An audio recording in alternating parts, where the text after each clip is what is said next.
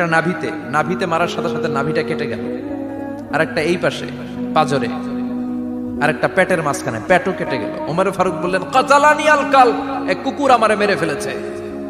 ওমর ফারুককে পিছনে নিয়ে যাওয়া হলো, আব্দুর রহমান ইবনে আউফকে টেনে ইমামতির জায়গায় নেওয়া হলো। ওনার কাছে আবু লুলু আল মাজুসি, এক অগ্নি উপাসক, এসে বিচার দিলেন, ইয়া ওমর আল ফারুক, আমার মনিবের নাম হচ্ছে মুগীরা ইবনে শুবা, সে প্রতিদিন 4 দিরহাম করে আমার কাছে চার্জ করে। এত টাকা চার্জ করে কেন? উনি জিজ্ঞেস করলেন, তুমি কি কাম পারো? আমি খঞ্জর বানাইতে পারি। খঞ্জর চিনেন? ছোট্ট ছুরি আরবরা পকেটে রাখে। ওমানের সুলতান কাবুসের ছবি দেখবেন, এখানে একটা খঞ্জর আছে। আমি খঞ্জর বানাইতে পারি। খঞ্জর বানাতে পারো?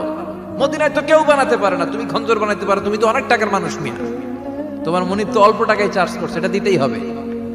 আবু লুলু কয়, ওমর তুমি সবার জন্য এত নরম, আমার জন্য গরম, তোমারে আমি বুঝাবো।